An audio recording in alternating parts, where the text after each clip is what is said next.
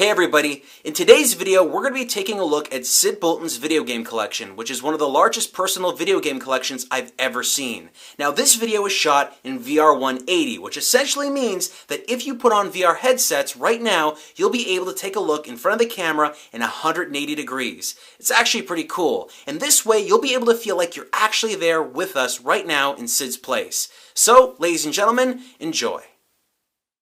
So my name is Syd Bolton, and I live in Brantford, Ontario, Canada. And I love video games and old computers. And I'm currently Canada's top video game collector. I have over 17,500 video games, and I have an incredible collection of vintage computers as well, which I have on display through a not-for-profit I run called the Personal Computer Museum. So let's talk a little bit about the museum first, because I feel like this is a really cool collection. So you've got how many computers on display right now? So we have about 50 that are interactive and about 100 in our building at any one given time. But in total, we have around 1,000 computers to draw from, which is great, because there's so many cool computers. And these date back to the mid 70s and go up right through to about 2001 or so. So what would you say of all the video game or all the computers you have in your collection, what is your favorite PC that you have right now? So I was growing up, I was always a Commodore person. So I really, really love the Commodore 64 and the Amiga. It's hard for me to choose because, of course, they were important to me at different times in my life. So the 64, I sort of cut my teeth on. I learned how to break games. I learned how to program. And I played an incredible number of video games. And I really think that my love for video games really was fostered by that system. But when the Amiga came out, that really changed things for me in a lot of ways as well. And that became the machine that I eventually made a living from. So I wrote software to sustain myself. And of course, it was technologically the most incredible computer to ever come around, and it just did things that other computers just couldn't even come close to doing. So between those two, those would definitely be my favorites. On the Amiga, we were playing, I think it was Xenon? Yeah, Xenon. So Xenon, why do you like Xenon so much? Well, for me, other than the fact that it's a Bitmap Brothers game and they made some great games, but personally, I love the music in that game. It's just, it's a little bit repetitive, but it's incredibly catchy. I love the sampling. The Amiga, of course, allowed for, it was kind of novel at the time that it could actually digitize samples from real instruments. So you've got the guitar in there and you've got other instruments and stuff like that. And so that game really, showed off the capabilities of the sound system on the Amiga. You've got a gigantic collection of PC box games, just a whole bunch of boxed computer games and software up on the wall there. How long did it take you to collect every single one of those boxes? It just started out with the 2 rows at the bottom, and then people just started dropping stuff off. And as more people found out what we were doing and wanted to support what we were doing, they would drop things off. And that's really how that collection grew. And so now it's gotten to the point, where we could literally, swap it out a few times and change everything. We tend to pick some of the best things, the things that people will remember, so you'll find things like Leisure Suit Larry, and you'll find the classic, games like Frogger and Tetris and things like that. But then there's also some pretty obscure stuff in there as well, because we always, it's kind of like my motto here is I always want to mix the things that you remember with the things that you've never seen before. So there's always an element of discovery when you're here for almost everybody that comes by. One of the games you showed me on the Commodore 64 has pretty significant importance to fans of Nintendo. Yeah. So tell me a little bit about that one. We've got this game that's this Star Battle game that looks just like Galaxian. It's like a Galaxian clone, and oh yeah, it looks exactly like it. And it's even got the same sound effects and everything. But interestingly enough, it was Commodore Japan that commissioned that game. And they actually hired this company called HAL Laboratory, which, of course, early on in the early days was Satoru Iwata, from who eventually became an important person at Nintendo. A little bit. Just a little bit. And so a lot of people know him, and probably a lot of people, when they think about his games, they would maybe think about something like Balloon Fight or something like that he did early on. But this game actually was done even earlier than that. And so it's pretty interesting to see. You can truly see, it's not a perfect game. Like, you can see some of the glitchiness in it, which is partly because of the fact that it was done on a VIC-20, partly because it was an early game for him. It was an early game for the system itself. But what's interesting is that the processor in the VIC-20, the 6502, of course, is the same one that's used in the NES. And so, it's just a little bit faster on the NES and has better support chips for the graphics and the sound. So you can definitely see why Satoru would be able to be such a good programmer at something like Balloon Fight, because he'd already had a lot of experience working on both the VIC-20 and the Commodore PET computers, which were very popular in the 70s, and the VIC, of course, was released in 1981. So it's interesting to see that evolution that maybe not a lot of people know about that he was involved with in the early days. So this is the personal computer museum, but you also have your own private collection in your house.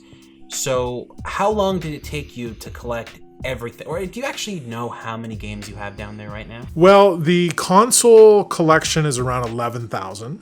So just a little bit over that. So that's the stuff that you see in the basement. And I've honestly been collecting that stuff for over 30 years now.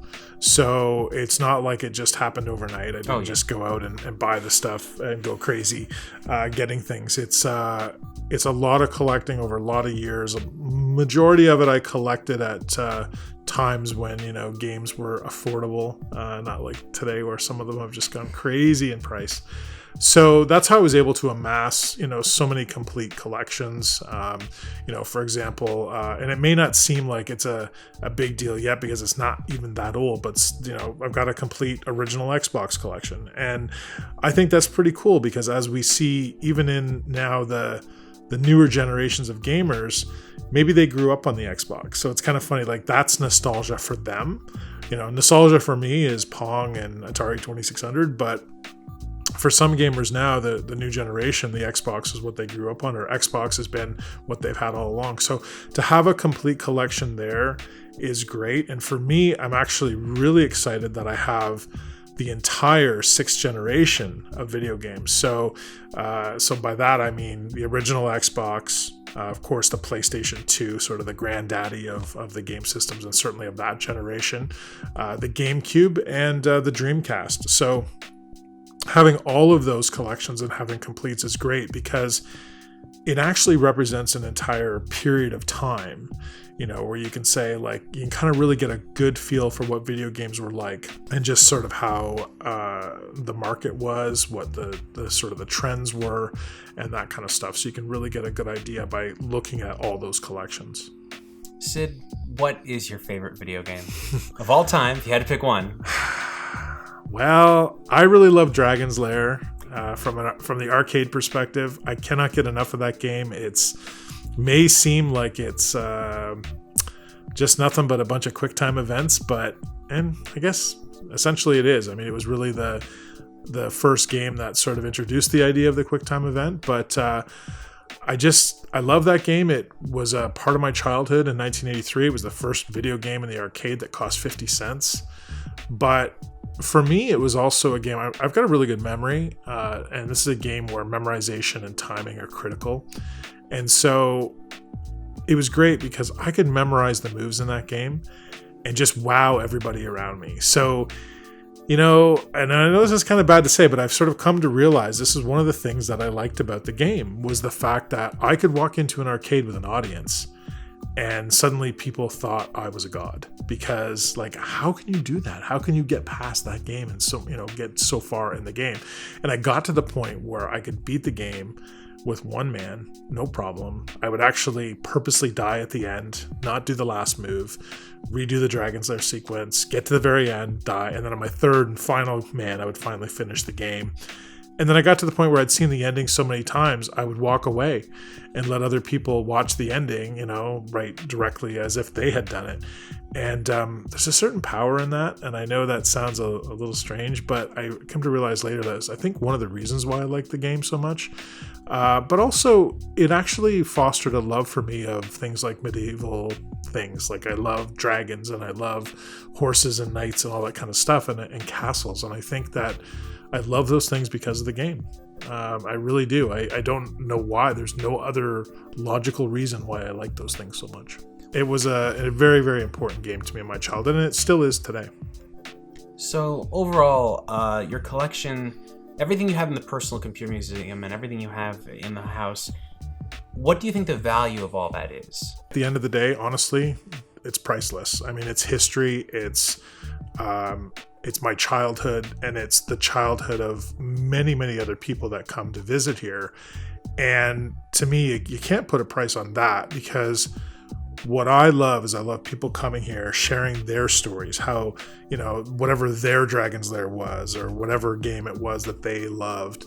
And then there's also that element of discovery today for kids. Like, we have some kids that come in here that absolutely love retro computers and start to learn how to program them. And those are going to be the kids that create the stuff that, you and I, when we start to retire, are going to end up using and going, wow, who came up with these ideas? But interestingly enough, I think it's going to be those kids and those people that find interesting and cool things in the old technology that help us create a really, really cool future. And to me, that's really, really important.